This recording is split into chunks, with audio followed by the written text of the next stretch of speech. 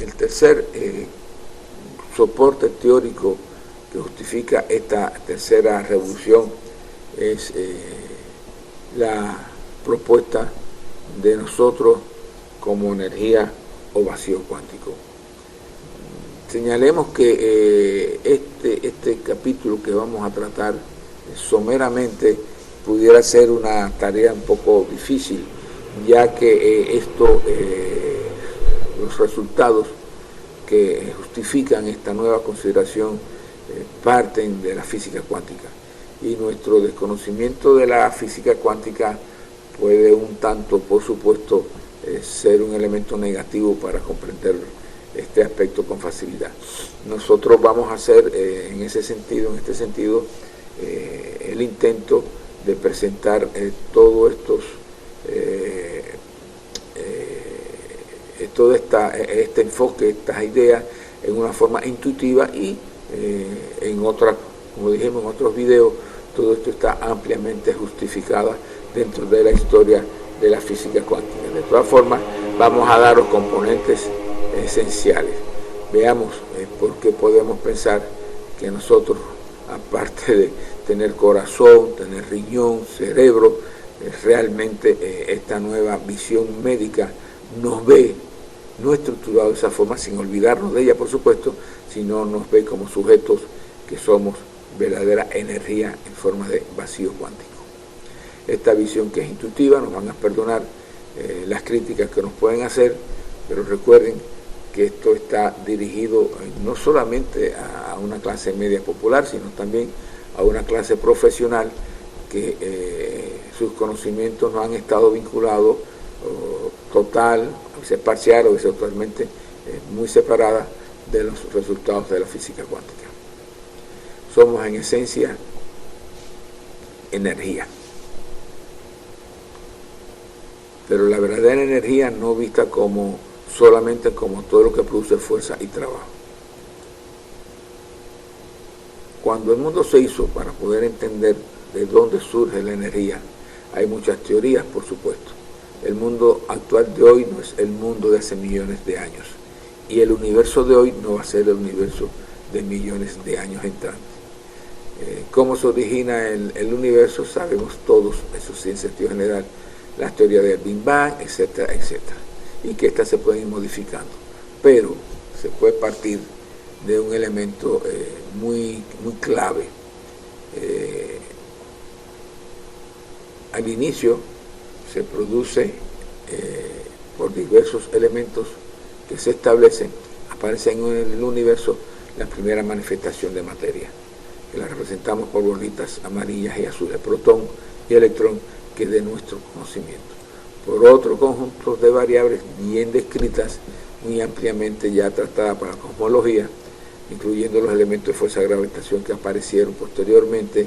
Bueno, esto dio lugar en un tiempo bastante considerable a todo nuestro universo, con todas las mismas peculiaridades de ser bolitas amarillas y azules, es decir, átomos constituidos por electrones y protones en diversos tipos de combinaciones. Aquí tenemos nuestro sistema solar dentro de la Vía Láctea, tenemos nuestra Tierra, por supuesto, y dentro de la Tierra, con su giro continuo, formado también de átomos y electrones, están los seres humanos, también constituidos junto con todo lo que los rodea por átomos y electrones. Luego, esta consideración de que el mundo y el universo está formado por átomos y electrones, que son las micropartículas, sujeta a todos los estudios profundos y metodológicos muy interesantes de la física cuántica, bueno, pues se han consolidado de manera tal de que podemos vivir, podemos trabajar, podemos interpretar nuestro mundo, incluyendo nuestro mundo biológico, pensando y teniendo en cuenta que nosotros como seres humanos somos protones, electrones, neutrones, con estas peculiaridades, que nuestro cuerpo está formado por millones y millones y millones y millones y millones de átomos y de moléculas con sus átomos, con todas estas micropartículas. No detallo ya ni sencillamente sus peculiaridades, pues puede ser detenido este video y leerlo con calma el que esté en el proceso de recibir esta información. Ahora, en los años 1900, 1920, y aquí es donde se produce entonces lo que hoy en día crea la revolución tecnológica de la física cuántica, es que tanto Einstein, después Maxwell y otros más, Planck, fueron demostrando de que la materia, átomos y electrones, la micropartícula, mejor dicho, electrón y protón, y sus subcomponentes, que hoy en día se ha profundizado un poco más como tal, pueden comportarse según el sistema de observación, que fue la peculiaridad de las investigaciones, como ondas. Y como ondas, bueno, ya como ondas se le puede aplicar todas las teorías prácticas del estudio de los fenómenos ondulatorios, ondas que se hacen sinérgicas, como esta, ondas que se pueden anular, etcétera, etcétera. Y si todos estamos formados por electrones y protones, bolitas amarillas y bolitas, por supuesto, azules, que pueden comportarse como fenómenos vibracionales, bueno, se puede sacar una primera conclusión. Nosotros vibramos. Vibra lo que nos rodea, vibra el universo, vibramos todos. Y si comenzamos a trabajar estos aspectos vibratorios como tal, los resultados que se vayan a obtener pueden ser totalmente diferentes. Y es precisamente este elemento ondulatorio energético que es medible, que tiene sus peculiaridades de frecuencia, etcétera, etcétera, que tiene sus peculiaridades de cómo está presente en nuestro organismo, en los procesos de todo tipo, en los animales, inferiores, superiores, en la galaxia. Todo esto es precisamente el elemento inicial que por X combinaciones, que hoy en día por supuesto se estudian mucho más intensamente, dieron lugar a la primera materia. Somos entonces, en un sentido general, sujetos que vibramos. Vamos ahora a tratar esta peculiaridad de la física y después continuamos con la idea intuitiva. En la física, bueno, igual existen los aportes de la antigüedad. En la Edad Media no hubo ninguno. Renacimiento ya aparecen sujetos como Copérnico, Galileo, Kepler, etcétera, que comienzan a dar aportes en cómo se interpreta el universo con sus fenómenos, sus fuerzas y sus interacciones. Del 1665 a 1899, 234 años, se considera esta etapa como la física de Newton. Aportes de él, en primer lugar, y la consolidación de su idea para la interpretación de todos los fenómenos físicos. En esta etapa de Newton, lo que se quedó muy sólido, aparte de demostrar que esas particulitas amarillas, azules, electrones y protones constituían materia y podían justificar todo lo que fue apareciendo como los fenómenos eléctricos, electromagnetismo, el campo electromagnético acelerado, la termodinámica, etcétera. Todo esto eran compuestos o componentes muy sujetos al desarrollo de la mecánica clásica. La mecánica clásica es la de los vectores, la mecánica de la acción y de la reacción, la mecánica de los vectores fuerza en el movimiento como tal, desde la simple fenómeno de la palanca. Y mecánica clásica, que fue la idea de Newton, con aportes muy importantes como tal, por supuesto, ha marcado, inclusive hoy en la actualidad, podemos decir, el elemento esencial básico del pensamiento médico. Todas las interpretaciones fisiopatológicas del ser humano, su soporte es de la mecánica clásica. Y la mecánica clásica de Newton tiene una peculiaridad. Trabaja en el mundo de las macromoléculas, trabaja en el mundo de lo observable, trabaja en el mundo de lo que se toca. Y esta mecánica clásica es muy diferente a esta mecánica. Esta es la mecánica cuántica, la que se desarrolló a partir del siglo XX con la participación de Einstein, de la teoría cuántica, de todo un conjunto de personajes que eso lo detallamos en otra oportunidad. Este mundo es el mundo vibracional, el de las ondas, es el mundo de lo que no se ve, es el mundo tecnológico de los celulares que pasan la música de un celular a la otra y no se ve lo que está pasando. Es la mecánica, es la tecnología de los correos electrónicos en donde el mensaje se pierde en el ciberespacio mediado por inventos del hombre, pero que usted no ve el movimiento ondulatorio. Esta es la mecánica cuántica de la resonancia magnética. Esta es la mecánica de los procesos biológicos en los fenómenos de interrelación celulares, como en un sentido muy general vamos a ver. La diferencia entre esta mecánica clásica y esta mecánica cuántica es la que le da a nuestra biología el explotar estas ideas su connotación totalmente revolucionaria, que va a servir tanto para el diagnóstico, para el pronóstico, como para el tratamiento.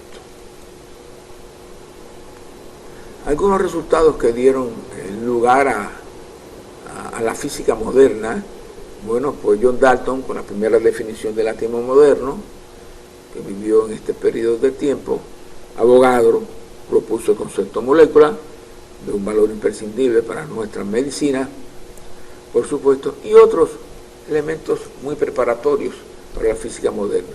Los rayos X descubiertos por Röntgen, el electrón por Thomson, ya fue el primero que demostró la característica de esa bolita amarilla que es el electrón, la radioactividad, el fenómeno fotoeléctrico, que no lo detallo, pero que es un adecuado elemento teórico en donde se demuestra que los fenómenos ondulatorios también se dispersan y se transmiten por unidades cuánticas llamadas fotones. En 95 ya se midió, y esto es un paso de avance, la relación entre la carga y la masa de los rayos catódicos, que es la de los electrones. Ya comienza a caracterizarse con peso las peculiaridades de esas bolitas micropartículas amarillas en el sentido intuitivo. Y en un sentido general ya se llegó, ya después de avances en los primeros 30 y 40 años del siglo XX, a que nuestra naturaleza, nuestro universo, y dentro de la naturaleza estamos nosotros, es cuantizada, es decir, energetizada, compuesta por energía, y como esta energía que es también expresión de nuestra carga eléctrica. Todo esto permitió, bueno, ir estableciendo todo otro desarrollo que ha llegado a la identificación de las subpartículas atómicas, que son los electrones, protones y otras más, en pleno auge de investigación. El hecho ya conceptual que no podemos dejar a un lado es que por movimiento ondulatorio, bueno, hay que entender todo proceso por el que se propaga la energía lo que da fuerza y trabajo de un lugar a otro, pero sin la transferencia de materia, solamente mediante ondas mecánicas o electromagnéticas. Es decir, que nosotros somos seres humanos que estamos en un continuo movimiento ondulatorio, enmarcado en procesos en donde las energías se pueden o se propagan de un lugar a otro sin que haya el movimiento de la materia. Esto tiene una connotación, pero sumamente importante para la interpretación a partir de estos procesos nuevos de la física cuántica, nueva interpretación de cómo puede interactuar todos los fenómenos químicos y bioquímicos celulares en nuestro organismo, e inclusive entre los organismos, como veremos. La parte esencial que nos permite hablar del mundo cuántico, bueno, se relaciona a Einstein con su teoría de la relatividad, Max Planck señalando cómo los sólidos vibran también emitiendo energía electromagnética discreta. Esto fue un resultado también que ha virado el mundo al revés. Es decir, no solamente vibra el átomo en el ser humano, en los animales, también los sólidos que están formados por elementos, electrones y protones, también vibran. Por tanto, se puede aplicar a los elementos sólidos los resultados de los estudios vibracionales, como es el láser, por ejemplo. Ya esto, bueno, pues permitió ubicarnos más en el mundo, y cómo la luz, que es una energía básica, puede comportarse como ondas y también como masa, como cuerpo, como corpúsculo. Ya Broglie fue el que, podemos decir, dio detalles en lo que se llama también la mecánica cuántica, y no vamos a hablar de longitudes de onda ni nada de esto como tal. Solamente hemos tocado estos puntos como para demostrar que estas ideas intuitivas que nosotros estamos manejando, bueno, pues parten y se justifican por investigaciones de la física cuántica serias, muy actuales, y que son los que están permitiendo hoy en día que nuestro mundo tecnológico se soporte en fenómenos vibracionales. Hay otros avances que existieron posteriormente en el 32 sobre los átomos de helio para electrones, etcétera, etcétera, y hoy en día una teoría, que todavía es una teoría, por supuesto, que suscita mucho interés, es la teoría de las supercuerdas. Es decir, estas partículas que hemos hablado, las amarillas y el azul, los electrones y los protones, se consideran objetos que no tienen dimensiones, sino que son cuerdas, ondas que se extienden en una dimensión con longitudes pero menores de diámetro menos 35 metros, es decir, que están en el marco del tamaño de estas micropartículas, inclusive bastante pequeñas. Esto es 1 dividido entre 1 más 35 ceros. Esta teoría de la supercuerda, bueno, pues está siendo objeto de estudio, pero aunque no se llegue a una, podemos decir, a propuestas exactas, por continuar está enriqueciéndose, sí se está empleando ya estas consideraciones teóricas para el desarrollo tecnológico, la interpretación y también los enfoques y uso en la biomedicina. Continuemos con los aspectos intuitivos. En una noche estrellada, y aquí nosotros estamos poniendo como diagrama arriba el sistema solar con la Tierra y demás, podemos observar puntos brillantes y el resto es un elemento el negro celestial. Al inicio este aspecto negro celestial era considerado por los primeros observadores como un vacío, pero decían como un vacío de no existir nada. Hoy en día se demuestra que eso negro, podemos decirlo así intuitivamente, es el vacío que se llama cuántico, porque quantum es la unidad de medida de esa energía ondulatoria. Y este gran universo todo, que está repleto de vacío cuántico, que es vacío cuántico como tal, es precisamente el elemento energético ondulatorio que crea materia, destruye materia, soporta capacidad de trabajo. La Tierra puede girar continuamente alrededor del Sol y no se estrella contra ella, porque ya sencillamente se llena y se cubre de energía a medida de su proceso mismo de rotación, vacío cuántico. Si cada uno de nosotros tiene moléculas, las moléculas tienen átomos, y cada átomo, esto es una de las teorías de Rutherford, uno de los modelos, no es exactamente así, pero bueno, sí se sabe que los electrones giran alrededor de los protones, y que entre ellos hay un espacio, y que el electrón no cae hacia el protón, es ya sencillamente porque todo es vacío cuántico.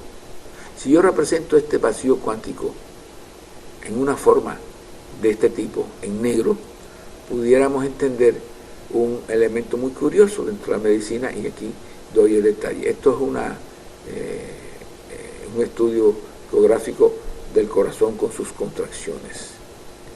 Si se mide ya sencillamente el total del latido que tiene el corazón como tal, la cantidad de sangre que sale por cada contracción ventricular y el recorrido que hace por todo nuestro sistema circulatorio, incluyendo los microcapilares, obtenemos un resultado que no razonamos mucho sobre eso, que es importante razonar. La cantidad de sangre que en un día asegura en movimiento en nuestro corazón equivale a un recorrido de 96.000 kilómetros de vasos sanguíneos. Es decir, que nuestro corazón envía 96 veces Guantánamo-Habana nuestro sistema circulatorio. Este dato a los fisiólogos, a los bioquímicos, a nosotros los médicos, nos debe establecer un interrogante. ¿Cómo es posible que nuestro corazón puede hacer este trabajo tampoco casi imposible que pueda realizarse por otro medio tecnológico. Al menos no creo que los grandes conductos de Siberia pueden tener esta capacidad de eyección de agua o de petróleo. ¿De dónde saca la energía nuestro corazón, llana y sencillamente, para hacer este trabajo? Ahora multipliquemos esto por nuestra edad, por supuesto. La explicación es el ciclo de Krebs con la formación de ATP. Claro que puede ayudar, pero no es suficiente en lo absoluto. Los cálculos que usted haga indican que no es suficiente para poder asegurar ese trabajo imparable de nuestro corazón. Ya necesariamente el corazón lo puede hacer porque es vacío cuántico, electrón y protón, y aquí lo estamos nosotros intuitivamente señalándolo en negro. Pero de la misma forma que el corazón es todo nuestro sistema digestivo, sistema renal, es todo nuestro organismo. Por tanto, nosotros somos vacío cuántico. Y vacío cuántico es lo que nos rodea. Y vacío cuántico es el universo. Luego podemos decir que nosotros, que somos vacío cuántico, vivimos en un vacío cuántico. Como el vacío cuántico es fenómeno ondulatorio, nuestros fenómenos ondulatorios vibracionales de nuestro organismo tienen interrelación con los fenómenos vibracionales de parte de nuestro organismo y de nuestro organismo con el entorno, inclusive con la galaxia más alejada, si se pudiera estudiar, descubrir y precisar, pero potencialmente y realmente existen como tal ese elemento real de nuestro universo. Este hecho y este enfoque de la física cuántica nos permite decir que la medicina en aquella primera etapa de la primera revolución, bueno, pues se soportaba en las consideraciones teóricas y los estudios del hombre como un organismo vivo. Después, con el invento del microscopio, ya el hombre se interpretaba a su enfermedad y su estructura, su funcionamiento a partir de la consideración de células. Se va desarrollando los métodos analíticos y ya dentro de estas células se comienza a estudiar los fenómenos moleculares. Y ahora hay ciertas expresiones de estos estudios a partir del hecho de que todo, moléculas y demás, están constituidos por átomos, pero estos están constituidos por micropartículas, electrones y protones. Esta es la medicina actual. Esta es la medicina de la tercera revolución médica. Esta es la medicina que ve a las micropartículas en procesos vibracionales ondulatorios interactuando en nuestro organismo, y ahí es donde se desarrolla, por supuesto, un nuevo enfoque y una nueva práctica médica. Este comentario, un poco podemos resumirlo con una pregunta: ¿puede el organismo actuar como un sistema cuántico? Vamos ahora a señalar otros aspectos. Si nosotros estamos constituidos por componentes de materia electromagnética en interrelación con sistemas ondulatorios, es lógico interpretar algunos datos que fueron encontrados en el curso de la historia de la física y demás, como la existencia en el ser humano de un campo de energía humana. No voy a entrar en detalles de las características de su capa y demás. Solamente diremos que este campo de energía humana o electromagnético, efecto Killer, de los años 50 y pico, hoy en día forma parte esencial del estudio del sujeto y el estado de su salud. Este campo o energía humana presenta particularidades acorde a la situación orgánica, a su estabilidad, pero al mismo tiempo la estabilidad del sistema orgánico se expresa en las peculiaridades de su campo energético humano. Luego hay una interrelación entre la expresión energética y el fenómeno somático como tal. Este enfermo, se altera. Se altera, pues se altera la parte orgánica. Y este campo de energía humana, por supuesto, es medible, es observable. Se le tiran fotos. Este es un campo energético de Pedro Figueras Espinosa, un amigo nuestro que gentilmente nos ayuda cada vez que tenemos alguna interrogante. Vean las capas, los colores. Hay quienes tienen capacidad elevada de percepción sensorial para visualizarlo, como uno de nuestros colaboradores en Santiago de Cuba, el licenciado compañero Julio. Nosotros medimos este campo electromagnético mediante las técnicas radioestésicas como tal, y no vamos a detallarnos en eso, sino lo haremos después con demostraciones. La Barbara Ann, esto sí la señala por su connotación, de la NASA, graduada en física atmosférica, tiene libros como el libro de curación con las manos, que tiene capacidades desde niña de observar el campo electromagnético, y son fabulosas sus resultados y sus interpretaciones del mundo energético y la forma de operar sobre el organismo a partir de exclusivamente mediciones, valoraciones y manejo de estos fenómenos ondulatorios. La energía que estamos hablando, esta que nos rodea, no es una energía desorganizada en interacción con nosotros.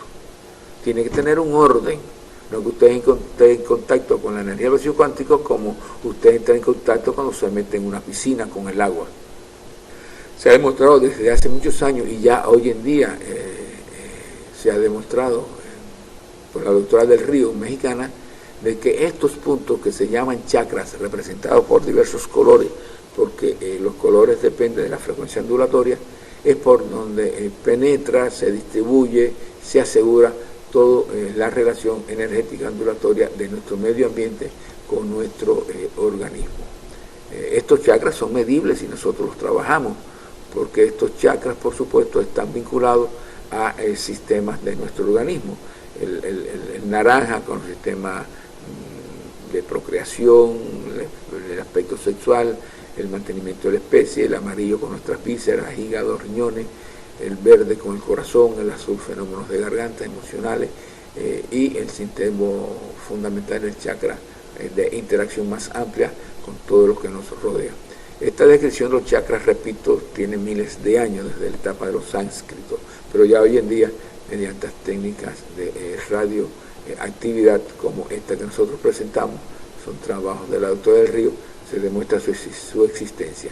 Vamos a señalar que el valor de la acupuntura es que precisamente de estos chakras, todo un sistema, podemos decir, y es estructural de canales y demás, llega a establecerse todo el soporte de la digitopuntura, de la acupuntura, estimulando puntos de acumulación de esta energía vibracional de nuestro medio, de nuestro universo, el que asegura nuestro corazón, nuestro estómago, por estos puntos de entrada.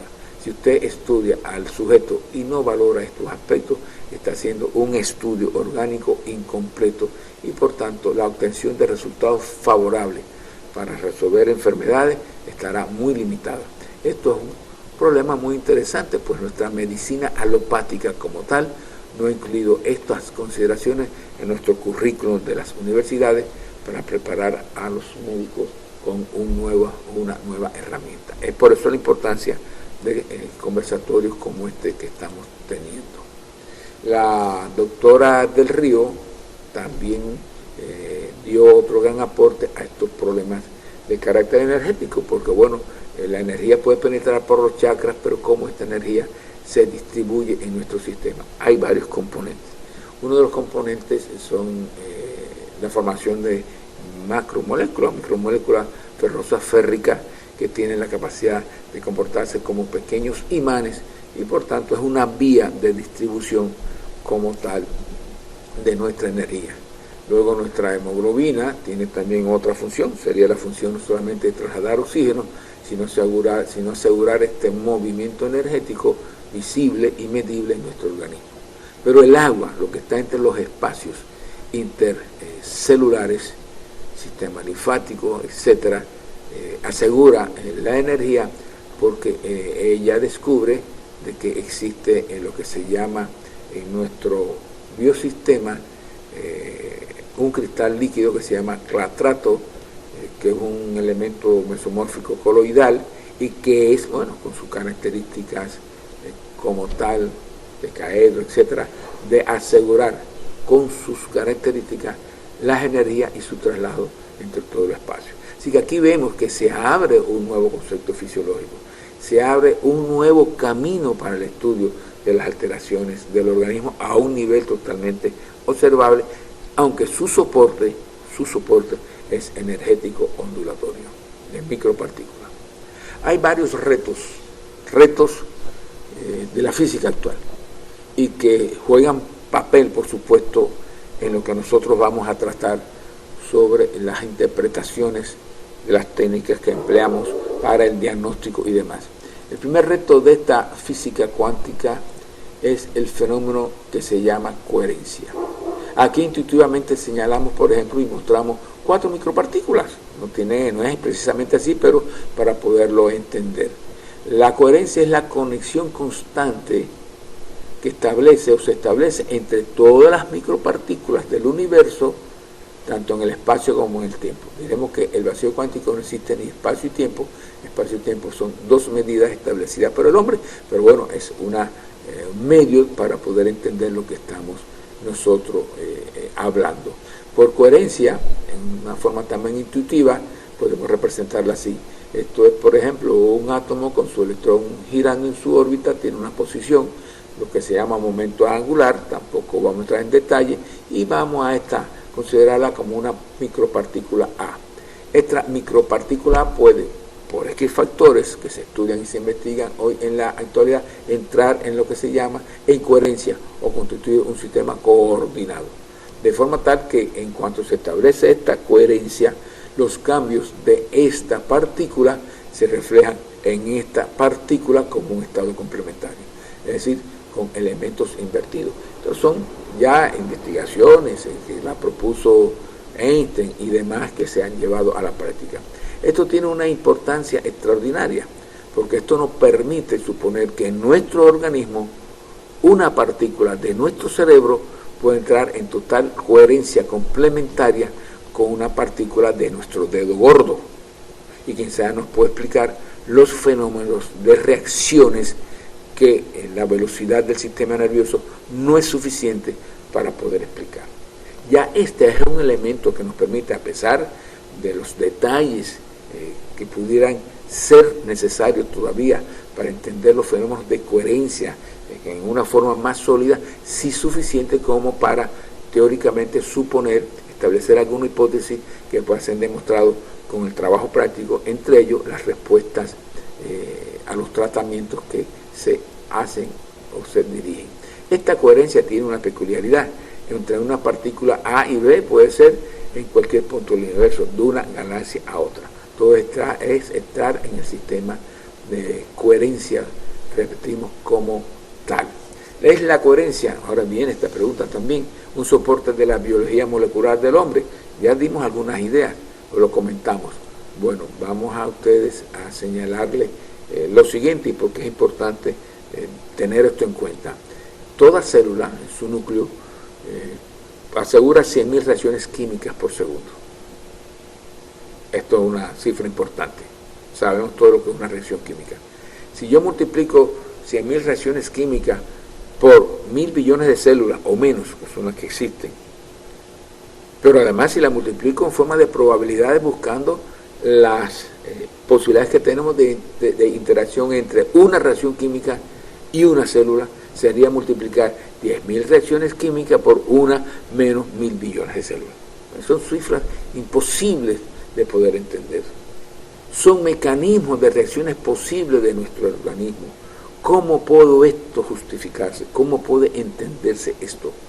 Nuestra bioquímica, la que nos dan en la universidad, es totalmente insuficiente para poder dar explicaciones a esto que está aquí.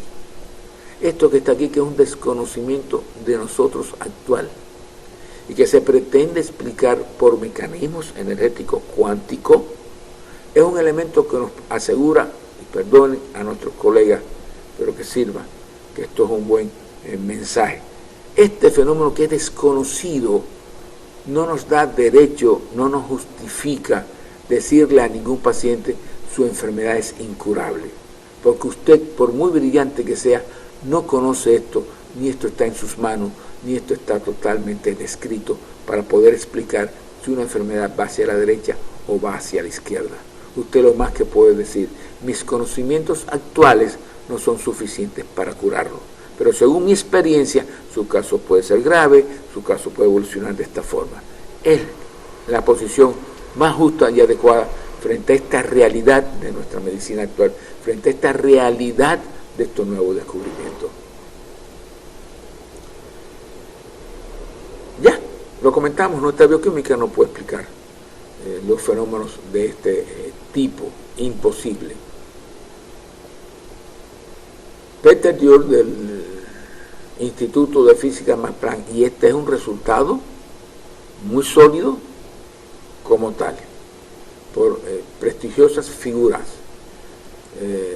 Dior dice que este fenómeno de coherencia por radiación electromagnética que rodea a los electrones, que son miles de millones de átomos en cada biomolécula nuestra, tiene un fenómeno vibratorio de resonancia entre 100 y 1000 gigahercios. Yo no tengo idea de eso como tal, por no ser especialista, pero indudablemente que son fenómenos vibratorios de una magnitud increíble.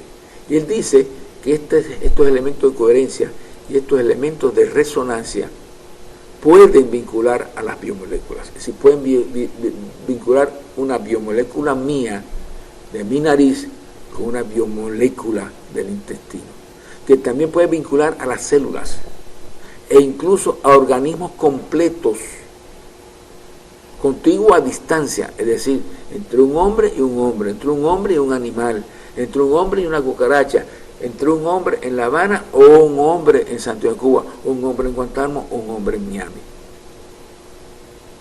Distancia no importa, que sean pequeñas o largas.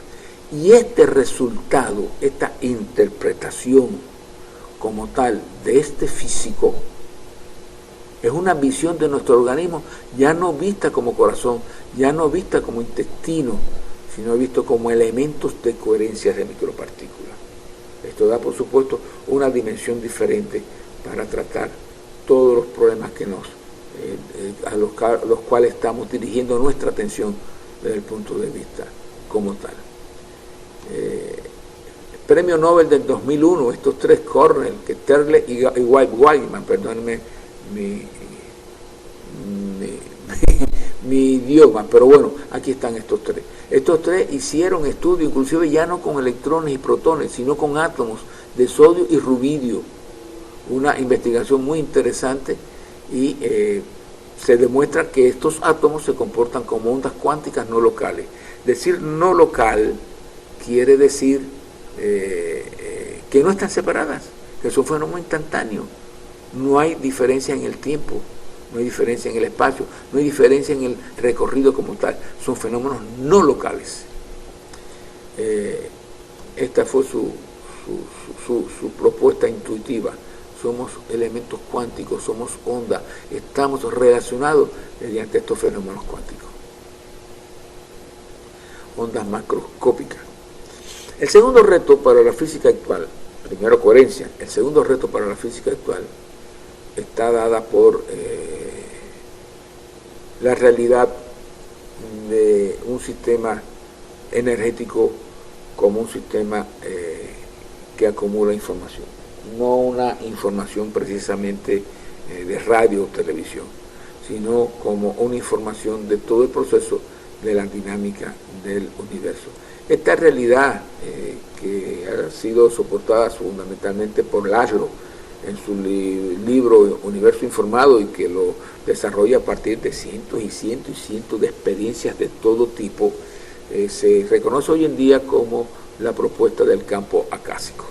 Es decir, igual que existe un campo gravitacional, un campo electromagnético y los otros dos elementos de fuerza electromagnética fuerte y débil, también existe un campo acásico. Este campo acásico es el mismo vacío cuántico, conservando información ondulatoria de todo lo que ha acontecido en el universo. Esta información de campo acásico nos permite manejar lo que puede considerarse la dinámica del universo. Vamos a señalar, por supuesto, un elemento intuitivo clave. El movimiento ondulatorio, y esta es la propuesta, conlleva información, puede conllevar información. Pongamos, por ejemplo, que usted está en un gran lago hipotético que no pierde sus ondas, pasa un barco y se produce una onda. Salta un pez y se produce otra onda que se combina con la primera. Usted tira una piedra y esta onda se combina con las otras dos. Ya las tres ondas no son observables, pero esas 3 ondas tienen información de que pasó un pez, pasó un barco, saltó un pez y usted tiró una piedra. Eso es una información de eventos propios del sistema. Lo importante ahora, y es en lo que se ocupa también la física cuántica, es cómo obtener y qué método emplear para poder sacar la información existente de todo lo acaecido. Aquí estamos representando el universo, aquí esto que está aquí, dentro del universo que es el vacío cuántico, bueno, pues los fenómenos ondulatorios creando materia y la materia convirtiéndose también en energía posteriormente. Aquí se cumple el principio de Einstein, que la energía ni se crea ni se destruye, solamente se transforma. Podemos decir que nosotros no morimos, nosotros nos transformamos de algo que nos prestó el universo, que fue un cuerpo de una vida efímera de poco tiempo, para volver a ser llana y sencillamente de nuevo fenómenos vibracionales. Bueno, en este gran universo, todo lo que acontece, que está constituido por micropartículas, macromoléculas, sistema ecológico de peces, sistema ecológico de seres humanos, el hombre humano como tal, el hombre que muere, todos están incorporados en forma vibracional al universo. Luego el universo mantiene de una manera u otra información sobre todo lo que ha existido en nuestro mundo y por supuesto en otras galaxias. Esto se puede resumir en lo que ya se ve en el libro mismo de Laszlo con su propuesta. El vacío graba y transporta información sobre los átomos, las moléculas, las macromoléculas, las células, los organismos, las poblaciones y los ecosistemas de organismos. Esto es una nueva realidad que se debe tener en cuenta, porque explica también muchas de las cosas que vemos en nuestra consulta. El tercer reto para la física actual está vinculada a lo que se llama la intención, y puede ser uno de los aspectos más debatibles, más discutibles. La intención ya ni sencillamente una propiedad del pensamiento. El pensamiento tiene 3 peculiaridades. Una, que todo lo que usted piensa, igual que las emociones, se convierte en producto. Eso no es difícil de aceptar, todos lo sabemos. Usted piensa en una comida agradable y va a tener movimientos estomacales, intestinales y secreción salival abundante. Si usted piensa en que su hija no llega temprano a su casa, va a tener taquicardia, presión arterial. Y es increíble como una cosa tan sencilla, que la experimentamos a diario sin necesidad de experimentos científicos, no se ha valorado y se ha considerado importante a la hora de ver a nuestro paciente. El pensamiento y las emociones reajustan todo nuestro sistema de organismo, son los que deciden que nuestro organismo funcione de una forma adecuada.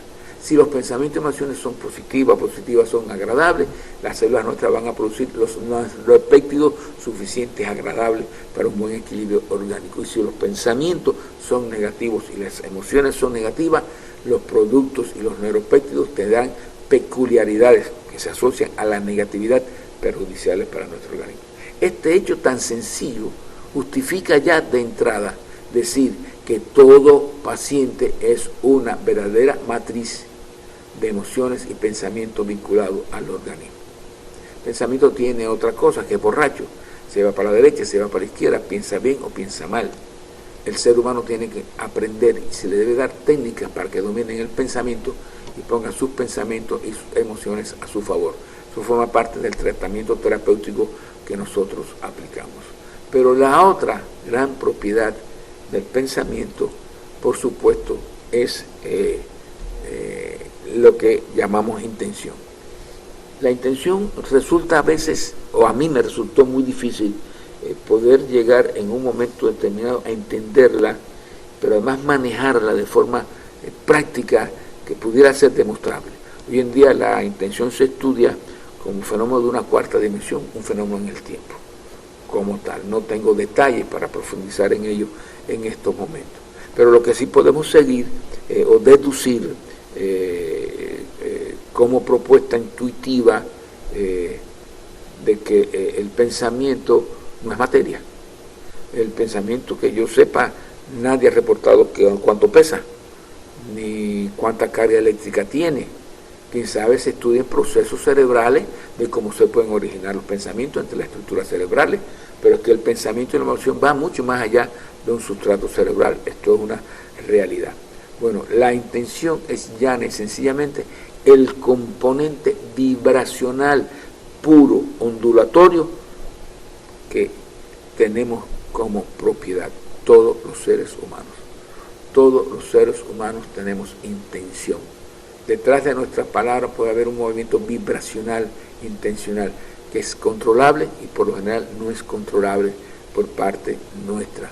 Ese es un gran reto, los estudios de la intención, pues por supuesto este hecho puede explicar cientos de resultados ya en otras oportunidades reportadas. Por ejemplo, en lo transpersonal, y solamente voy a poner 3 ejemplos. En lo transpersonal, es decir, de persona a persona, se sabe que existe la capacidad de transferir información de mente a mente, imágenes en pensamiento. Esta es la telepatía, sencillamente la telepatía, que se estudia, que se aprende, que se desarrolla, quienes la tienen en una forma básica o desarrollada, muy propia. Mi hijo le pasa algo, mi hijo le pasa algo, y se comprueba esa relación. Pero además hay investigaciones científicas, sobre todo cuando la Unión Soviética estaba en su pleno auge científico, y hoy en día también Rusia y otros países, incluyendo los Estados Unidos. Esta transferencia telepática, bueno, pues tiene un soporte, el soporte intencional, vibracional del pensamiento. Es intención, es vibración de un lugar a otro, dentro de un mundo vibracional, dentro de ondas que se transmiten dentro de un sistema de ondas. Esta intención también se ve en la telequinesia, capacidad de mover objetos con el pensamiento, o se ve en los fenómenos de levitación que se estudian también. Hay escuelas especiales para ello, para aprender a levitar. Si esto es de mente a mente, ¿cuánto podemos decir y pudiéramos poner en provecho nuestros fenómenos vibracionales para transferir efectos, influencias con nuestra intención a nuestro cuerpo y obtener la cura o la influencia necesaria para mejorar el desarrollo de los procesos en sus fases de curación? Este es un experimento de Baxter. Baxter es un experto en detector de mentiras en Nueva York, e hizo unos cuantos experimentos. Se ve que es un hombre indiscutiblemente brillante. Él, entre una de sus cosas que hizo, un cultivo de leucocitos de la mucosa bucal de un sujeto determinado. Hace las mediciones, por supuesto, de las modificaciones electromagnéticas como tal, mediante los registros poligráficos que nosotros conocemos, mediante microelectrodos, y pudo encontrar que tanto a 5 metros de distancia o a 12 kilómetros de distancia se modificaba el registro poligráfico eléctrico de estos leucocitos de este cultivo en dependencia de los estados emocionales del sujeto dueño de esta mucosa, lo cual demuestra que, según Newton, estamos separados. Según Newton, no puede haber relación entre yo que estoy aquí y mis cultivos. No es posible. La mecánica cuántica clásica de Newton no puede explicar esto. Sin embargo, la mecánica cuántica sí lo explica, porque todo esto son vibraciones. Yo no estoy separado de mi cultivo, yo estoy en el mismo universo vibracional. Mis influencias tienen que tener influencia a distancia sobre lo que me pertenece en una forma intencionada.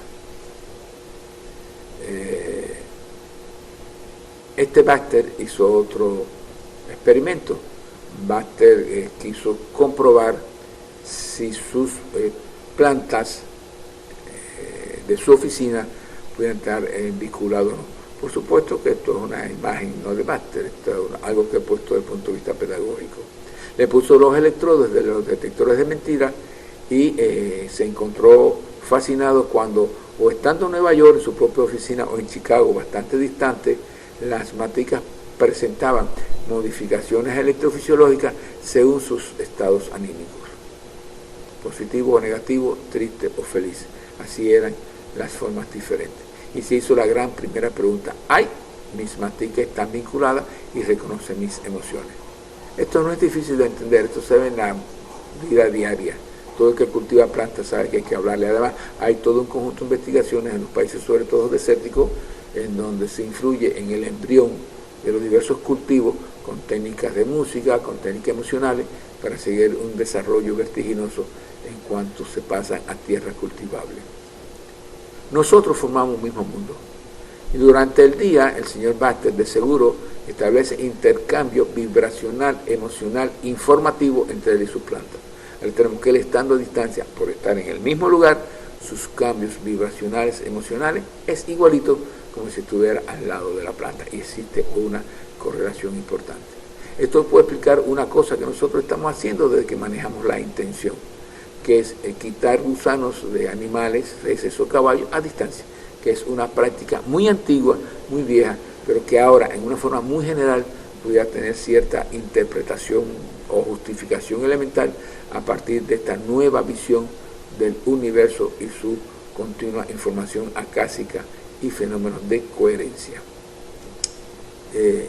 Este otro ejemplo, el último que he traído, este es el doctor Goiz, en México, en el segundo curso que participamos con los aspectos de bioenergética, y le solicitamos que a distancia, un paciente que teníamos en Guantánamo, pues nos confirmara el diagnóstico de displasia de laringe que habíamos diagnosticado y no de cáncer precisamente, como había sido tratado desde que estaba en misión en Venezuela con su radioterapia y demás. Lo aceptó, pues era un paciente nuestro. Aquí está nuestro clínico, el doctor Fabier, como antena. Antena es ya sencillamente alguien que le pueda coger sus pies, uno mismo puede ser la antena, y yo ayudando a, por supuesto, poner imanes como para compensar a distancia a este sujeto. Nuestro paciente está en Guantánamo, esto en Ciudad de La Habana, se hizo un diagnóstico, se comprobó que no era cáncer, sino que era displasia, solamente tenía un proceso tóxico que se fue tratado en ese instante. ¿Cómo es posible esto? Esto se llama telesomática, teledistancia, soma-cuerpo, y es el soporte de lo que va a ser la tercera era del desarrollo de la medicina como tal. ¿Cómo se explica esto? Este es un sujeto que fue aprobado por el Buró del Partido para venir a dar un curso, fue aprobado por el ministro de Salud Pública, tuvo conocimientos de ello, el Grupo Nacional de Medicina Natural y Tradicional soportó su presencia, la apoyó, el Instituto Finlay, la Universidad de Chapingo. Es lógico y no hay duda que este eminente profesor no va a venir a dar un curso nacional para presentar como técnica que se supone es para que las aprendamos y las desarrollemos, que sea falsa, mentira, inoperable, irreplicable. Nosotros lo hacemos, lo hacen nuestros compañeros, colegas que trabajan con nosotros, se lo enseñamos a nuestros estudiantes que quieren tener interés en este sentido, y todo el que quiera, por supuesto, caer en este campo, hace esto que se llama telesomática. ¿Por qué es posible la telesomática? Además, sin telesomática nosotros no tenemos resultado, porque ya este simple hecho de diagnosticar tomando los pies del paciente y preguntando, que es bioenergética, no solamente poniendo imanes, sino preguntando como tal, eso ya es telesomática. Estoy interactuando a cierta distancia y se puede hacer sin tener que tocar las piernas, se puede hacer de otra forma y de otra manera. Esto es posible porque ya sencillamente el doctor Goy es vacío cuántico, Fabier es vacío cuántico, yo soy vacío cuántico, todo es vacío cuántico, Habana, Guantánamo, todos estamos en el mismo lago de vibraciones, donde no hay ni tiempo ni espacio. En esta consideración muy general se puede explicar la telesomática, que es comprobable muy fácilmente, viendo el paciente, viendo el diagnóstico, viendo su evolución clínica. Nosotros hacemos diagnóstico telesomático inclusive de pacientes que están en el extranjero, en los Estados Unidos, en España.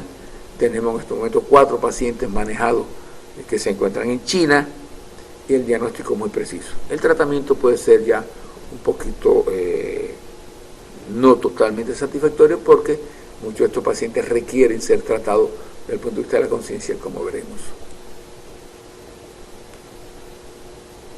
La intención, pues, se estudia, investigaciones que ahorita vamos a hacer un comentario de algunas de ellas, pero Me gusta mostrar esto, lo conocen casi todos ustedes, han de conocerlo. Estos resultados de Masaru Emoto, un japonés que trabajaba el agua desde el punto de vista bioenergético para curaciones de niños y demás. Se preguntó qué propiedades podía tener el agua tan maravillosa a partir de los resultados que había obtenido. Y cuestiones de genio, montó esta técnica, dijo, una gota de agua organizada, que son los copos de nieve, el agua de la nieve pura, produce estos cristales hexagonales preciosos. Y dijo, bueno, si yo cojo el agua en goticas, la congelo y la observo en un microscopio, previo a haber sometido estas gotas de agua o esa agua en diversas variables, ¿qué sucede? Cuando sometió el agua a la música de Bach, vienen los cristales hexagonales conservados preciosos que da. Si en vez de ser una música o tal, un heavy metal, un reggaetón, esa música ensordecedora nuestra, la de nuestros nietos que van y ponen el radio a todo volumen, esa es la expresión o el mensaje del agua. No hay cristales. Aquí, por supuesto, no puede haber, es una deducción nuestra, un traslado de cuadro energético. Ya es una prueba muy sencilla de la realidad potencial de cómo la sonoridad no controlada puede alterar y destruir nuestro organismo. Y uno de los mecanismos sería disociando la posibilidad energética que el agua asegura con los cristales de calatrazto, como nosotros comentamos. Si usted coge un frasco como este, similar, y escribe, no importa el idioma, palabras, por ejemplo, de emociones positivas, amor, paz, cariño, emociones negativas, odio, guerra, y la deja 24 horas, y hace el estudio con su método, vemos como gracias en japonés da unos cristales preciosos. Aquí se escribió Adolfo Hitler, esto es un cucarachón. Aquí se escribió Madre Teresa de Calcuta, todo lo contrario. Y aquí se escribió, me enfermas, te voy a matar. Esto es muy común en madres que sin querer, discutiendo con sus hijos, esto lo repiten a diario y provocan un verdadero desorganización de la estructura molecular del agua, que recuerden que es hidrógeno y oxígeno. ¿Cómo explicar este fenómeno? Cuando usted escribe y todo lo que usted hace, una música, un cuadro, una pintura, conlleva un fenómeno vibracional intencional que queda grabado para siempre. Cuando yo escribo en un papel amor, yo estoy dejando una vibración intencional que se mezcla con las vibraciones del papel, que es vacío cuántico.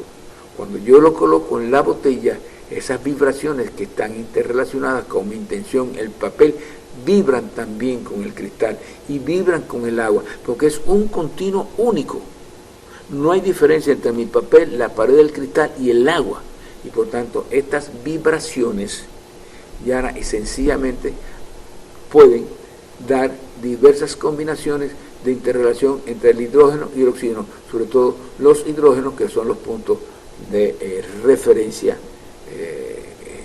de interacción de sus electrones. Esa es una explicación muy sencilla.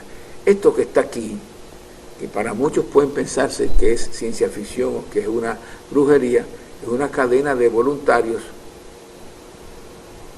con las manos sujetas, tratando de influir con su intención, con su pensamiento vibracional en este pomo de agua que parte de una presa contaminada, Fujiwara, que viene y no da ningún tipo de cristales. Después de esta cadena que yo llamo de oración, vamos a decir cadena de meditación, cadena intencional, el agua se depura y llana y sencillamente usted puede observar la limpieza de esta agua contaminada. Esto que está aquí, nosotros lo hemos llevado al plano experimental nuestro. Y en vez de colocar un frasquito, lo que colocamos es un paciente en el medio. Pedimos la colaboración de algunos pacientes presentes y nosotros mismos hacemos cadena intencional para tratar de lograr el equilibrio bioenergético del paciente.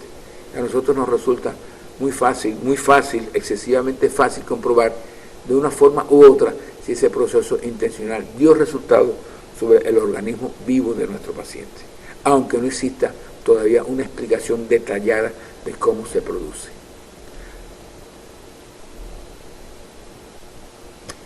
Estas son las posibles combinaciones entre los hidrógenos, los azules, que son los que establecen la variabilidad de formas de cristales exactos o no. Esto fue demostrado por Felix Frank en la Universidad de Cambridge. Dice que esta flexibilidad se debe a la interacción de las uniones moleculares con vibraciones a nivel cuántico en el campo punto cero. El campo punto cero es el punto mínimo de la expresión de la energía cuántica. Es decir, que estamos hablando de un experimento de moto muy justificado por un estudio muy serio en la Universidad de Cambridge por una figura prestigiosa como Felix Frank. Nosotros lo que hacemos es tratar de llevar a nuestra práctica todo este conjunto de elementos prácticos y teóricos experimentales. La intención, sin embargo, es muy peligrosa porque la intención no es totalmente comprobable. La intención es peligrosa sobre todo, y me voy a dedicar a ello en el campo médico. Si usted ve a un paciente y le trata de darle el ánimo y le dice no se preocupe, todo esto va a salir bien, son sus palabras, pero si usted sin darse cuenta en su intención piensa, este muere en 3 meses, esa es la información que le llega al paciente, es la información intencionada. La intención puede causar daño hasta en la conversación de una persona con otra, yo te quiero, yo te aprecio, y usted se siente mal, es porque ha habido una dualidad, ha habido una expresión verbal que no es la importante, sino la intención que hay detrás de esas palabras. Yo la amo, pero sin usted darse cuenta su intención es, quisiera que desaparecieras de mí. Y este fenómeno intencional, de la misma forma que modifica el agua cuando usted escribe un papel, ojo, cuando usted hace un recado, trata de que su recado sea, o sus palabras, exacta a la de su intención. Usted ponerle un papel a su esposa en su cocina, mi amor querido, regreso en unos minutos, voy a tomarme una cerveza. Su esposa lee el papel y lo rompe molesta e incómoda. Y es porque su intención, que quedó grabada en el papel muy diferente a sus palabras, su intención era, pudiera ser, por ejemplo, yo tan viejo y tengo que pedir permiso. Pudiéramos hablar de muchas cosas, de estos fenómenos intencionales, en todo un conjunto de experiencias consideradas místicas como tal, mal de ojo, etcétera, etcétera. Pero no vamos a profundizar en esto para no crear confusiones en este sentido, aunque son válidas porque esto se estudia también en nuestra consulta. La influencia de energía negativa a partir de procesos intencionales no voluntarios. Existe un universo único, y esto es otro concepto que es muy válido y que es muy importante para nosotros poder comprender todas estas experiencias realizadas. En lo biológico, en lo emocional y el mismo entorno, todo es único, se replica, se repite, porque siempre existe una pregunta: ¿cómo yo puedo investigar el universo gigantesco y encerrarlo en una pequeña micropartícula y de ahí sacar deducciones de cómo es el universo? Está comprobado que el ser humano tiene capacidad intencional de poderse comunicar de persona a persona, la telepatía, de fenómenos a veces incoherentes pero que existen y demás. Esta capacidad para conectarnos en el universo se puede demostrar con varias investigaciones. Voy a escoger solamente una. El corazón tiene un gran campo electromagnético y usted puede coger a un sujeto y lo entrena a partir de sus meditaciones y sus relaciones intencionales sobre su corazón a interactuar sobre un ADN humano a distancia del sujeto o no del sujeto. Y se comprueba que en emociones y con emociones positivas el ADN a distancia se alarga, se relaja. Cuando las emociones son negativas, el ADN se acorta. Entonces son ADN que pueden ser del mismo sujeto, pero el mismo a gran distancia, de 700 kilómetros o más. La distancia no importa, el tiempo no importa, eso es instantáneo. El fenómeno puramente emocional del sujeto actúa sobre sus ADN a distancia. Esto es una muestra muy clara de cómo el mundo está interrelacionado a partir de vibraciones entre la mente y entre el cuerpo. hay otras investigaciones, el ADN fantasma, etcétera, que no vamos a profundizar sobre ello. Hay una actualidad científica que puede titularse como Conversando con el ADN, así existe un artículo, se los recomiendo. Son trabajos desarrollados por Peter Gajev, biofísico y biólogo molecular del Instituto del Control de las Ciencias de la Academia de Ciencias de Rusia. Estos investigadores soportan sus nuevos enfoques a partir de la llamada epigenética. En un inicio se consideraba que la genética era, después de Darwin, inviolable, que para modificar un gen tenían que pasar 10.000, 15.000, 20.000, 1.000.000 de años en la escala evolutiva. Las investigaciones ya moleculares, micromoleculares, la técnica ha podido y ha permitido investigaciones como esta, aplicar a una célula una fuerza mecánica. Estos fueron resultados de Maniotis, ya ni sencillamente provoca cambios en la estructura y reordenamiento de las cadenas aminoácidicas de los cromosomas, provoca una hipermutación global. Y puede ser una tensión mecánica o no. El hablar solamente puede producir modificaciones. Dirigir vibraciones hacia las células puede provocar modificaciones en el fenómeno ondulatorio cromosómico. Nosotros vamos a decirles que en esta cadena cromosómica, que aquí una muestra en una célula, solamente un 10% es la que forma parte de los estudios de los mapas o del mapa genético. El resto del 90% se consideró durante mucho tiempo información chatarra. La naturaleza no hace nada de basura. Hoy en día, estos investigadores que ya mencioné han demostrado cómo aquí se acumula toda la información que acaece en el sujeto. Si tiene diabetes, si no tiene diabetes, si ha tenido problemas emocionales, su madre, su embarazo con él, existe la información de su árbol transgeneracional, abuelos, bisabuelos. Es un elemento fabuloso y su descubrimiento es muy reciente. Su desarrollo está a plenitud de camino, pero ya los aportes que permite ayudar al diagnóstico y tratamiento resultan valiosísimos, como quedará demostrado con los resultados que presentaremos más tarde. Este es el artículo de Discovery Salud, que se los recomiendo. Las palabras pueden modificar el ADN con algunos comentarios. El ADN se comporta como un lenguaje, el ordenamiento aminoácidico. Recordemos que son elementos también de herencias, pero no de herencia en el clásico sentido solamente de Mendel, sino que las emociones experimentadas en su árbol transgeneracional, abuelo, bisabuelo, pueden llegar al sujeto. Se trasladan sobre todo por el ADN de las mitocondrias del óvulo de la mujer. Esta tercera revolución médica, para ya concluir, tiene como nuevo paradigma cambios que resaltan, que son los siguientes. Es una nueva concepción de cómo nos vemos. Ver la enfermedad como un programa de la naturaleza. Esta nueva medicina se soporta por leyes y códigos, no por probabilidades como la alopática, lo cual le da una precisión mayor en el diagnóstico.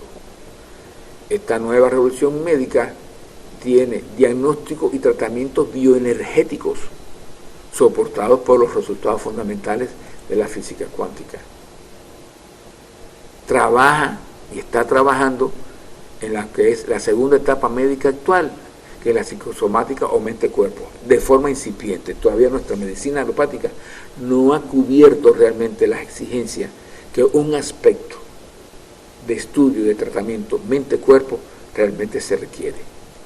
Y además ya existen en esta tercera revolución manifestaciones preliminares de lo que es considerada la tercera era médica, la telesomática como soporte técnico que la realizamos nosotros, otros colegas en el país, otro en España, otro en México, otro en Bolivia. Es decir, que se va extendiendo paulatinamente esta práctica de diagnóstico y curación a distancia. Daremos ejemplo de ello.